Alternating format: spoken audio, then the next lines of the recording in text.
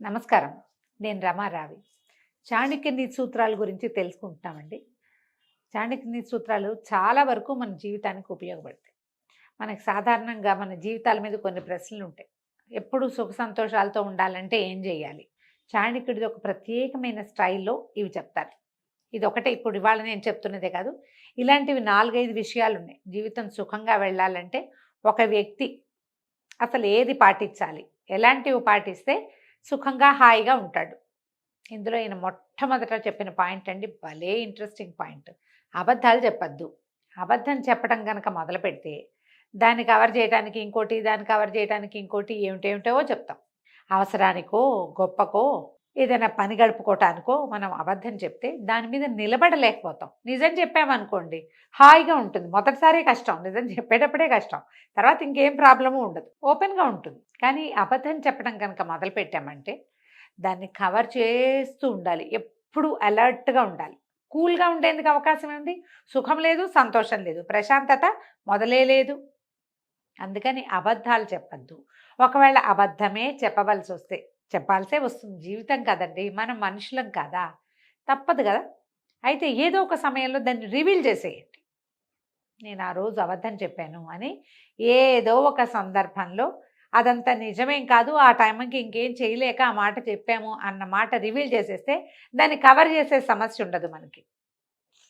ఆయన ఇదంతా చెప్పలేదండి, అబద్ధాలు ఆడద్దు అని చెప్పారు. నేను చెప్తున్నాను ఇది. దాన్ని ఇంటర్ప్రిట్ చేసుకుంటున్నాం మనం. సాధ్యమైనంత అబద్ధం చెప్పకుండా ఉండండి. మీ జీవిత సుఖ సంతోషాలకి చాణక్యుడు గ్యారంటీ ఇస్తాడట. ఓకే. రెండో పాయింట్ చెప్తున్నారు, సూటిగా మాట్లాడద్దు. నా బొట్టు వాళ్ళు ఏమైపోవాలండి కదా అనిపిస్తుంది మీకు వెంటనే. రమ్మగారు చాలా సూటిగా మాట్లాడతారు. అన్ని విషయాలు కాదండి. మేము కూడా చాణక్యుడిని పాటిస్తాం. మనం సూటిగా మాట్లాడితే కానీ కుదరని పక్షంలో అది మన మెడ మీదకి గండకత్తరైతే గనక అప్పుడు మాట్లాడకుండా ఉండండి. నోరు మూసుకోవడం ఊరుకున్నంత ఉత్తమం లేదు. అప్పుడు మాట్లాడకుండా ఉంటే సరిపోతుంది. సూటిగా మొహం మీదే చెప్పడం, కుండ బద్దలు కొట్టినట్టుగా మాట్లాడడం, నేను ఇంతే, నాకు ఇలాగే వచ్చు, నా పద్ధతి ఇదే. ఇలాంటి వాళ్ళు ఏదో ఒక గోడకి తగిలి మొహం పగలగొట్టుకుంటూ ఉంటారు ఎప్పుడు. మీరు చూడండి, అడవిలో సూటిగా స్ట్రైట్‌గా పెరిగిన చెట్లు విరిగిపోతాయి. వంకర టింకరగా పెరిగిన చెట్లు ఎక్కువ కాలం బతుకుతాయి. ఇది కూడా చాణక్యుడు చెప్పింది. అందుకని అవసరానికి లొంగండి.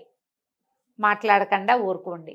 సూటిగా చెప్పవలసే వస్తే గనక జనం ఎక్కువ లేకుండా చూసుకోండి. ఒకళ్ళకే ఏదైనా చెప్పాల్సి వస్తే పర్వాలేదు. కానీ నలుగురిలో చెప్పాల్సి వచ్చిందా మీరు సమాజానికి శత్రువైపోతారు.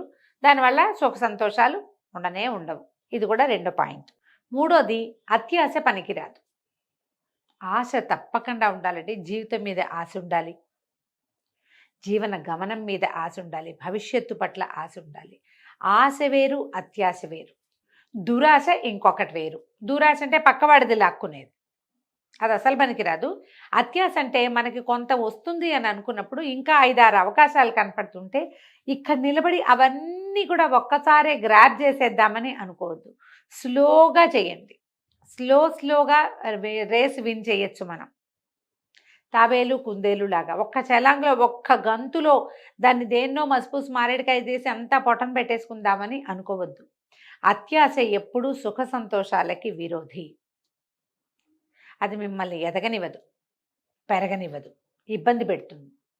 ఎప్పుడైనా చతికిలు పడితే లేవనివ్వదు. అదొక ప్రాబ్లంగా ఉంటుంది. అందుకని ఎక్కువ చోట్ల మదుపులు పెట్టి ఒకేసారి చాలా సంపాదించేసేయాలని కానీ, చాలా పని చేసేయాలని కానీ, చాలా మంచితనాన్ని కొట్టేయాలని కానీ ఎక్కువగా ట్రై చేయొద్దు. స్లోగా రేసు విన్ చేయటానికి ట్రై చేయమంటాడు చాణక్యుడు. తర్వాత నాలుగోది చెప్తాడండి, లక్ష్యం పెట్టుకోండి దేనికైనా. అంటే బీ ఫోకస్డ్ అని చెప్తాడు. ఏదైనా సరే ఒక లక్ష్యం పెట్టుకుని దానికి వెళ్ళటానికి ఒక మార్గనిర్దేశనం చేసుకుని ఆ మార్గం ప్రకారం మన లక్ష్యాన్ని ఛేదించడానికి, భేదించడానికి, సాధించడానికి ప్రయత్నం చేస్తేనే జీవితం సుఖవంతంగా వెళ్తుంది. కమింగ్ 5 ఇయర్స్లో అలా పెట్టుకోవచ్చు. వచ్చే సంవత్సరానికి నేను నీళ్ళు కట్టేసి పై సంవత్సరానికి మా పిల్లల్ని ఫారిన్ పంపేసి అలా పెట్టుకోకండి. కొంచెం తాపీగా కొంచెం సమయం పెట్టుకుని ఫలానాది చేయాలి అంటే మనం ఎట్లా, what is plan of action, మనం ఎలా ప్లాన్ చేసుకుంటే, ఎలా నియమం ఏర్పరచుకుంటే, ఎలా నియమావళి పెట్టుకుంటే ఈ లక్ష్యాన్ని ఛేదించగలమో ఆలోచించండి. సాధారణంగా విద్యార్థులకైతే చదువుల మీదండి, సంసారులకి డెవలప్మెంట్ మీద, అంటే మనం సాధించబోయే కుటుంబం సాధించబోయే అభివృద్ధి మీద గనక మీకు లక్ష్యాలు ఉంటే గనక భాగస్వామిని కలుపుకోండి. మీరు ఒక్కరే డిసైడ్ చేసి చేయకూడదు. మీతో పాటు రెండో వాళ్ళు కూడా, స్పౌస్ కూడా, ఆడగానే మగగానే, మన భార్యాభర్తల్లో ఎవరైతే వాళ్ళు కూడా మన లక్ష్యంలో భాగస్వాములుగా ఉండాలి. అప్పుడే మన తాలూకు ప్రయాణం కుంటుపడకుండా ఉంటుంది. మనం ఏటికి లాగి వాళ్ళు కోటికి లాగితే అప్పుడు కుదరదు. ఇప్పుడు లక్ష్యాలు ఏముండవు. అందుకని కుటుంబంలో చేసేటప్పుడు కుటుంబ లక్ష్యం ఒకటి పెట్టుకోవాలి. మిగిలిన వాళ్ళు కూడా దానికి సహకరిస్తారు. మనకి ఏ ఇబ్బందులు ఉండవు. ఇందులో ఆఖరి పాయింట్ అత్యద్భుతమైన పాయింట్ అండి. సుఖ సంతోషాలకి బద్ధ విరోధి ఏంటంటే కోపం. అస్సలు కోపాన్ని దగ్గర చేరనివ్వబోకండి. మీరు కోపంగా ఉన్నప్పుడు ఏం మాట్లాడతారో మీకు తెలీదు. ఈ కోపంలో చాలా రకాల నష్టాలు జరిగిపోతాయి. ఒకటి మన దురుస్తనము వాటి వల్ల స్నేహితులు పోతారు, డబ్బు పోతుంది, పరువు పోతుంది, పదవి పోతుంది, సమయం పోతుంది, ప్రపంచం మనది కాకుండా పోతుంది. కోపంతో ధూర్తత్వం వస్తుంది. కోపం వచ్చి ఏం చేస్తామంటే ఆ పూట అన్నం అనుకుని నోరు మూసు కూర్చోము, లేదా 2 ముద్దలు ఎక్కువ తిని నోరు మూసుకుని ఉన్నాం.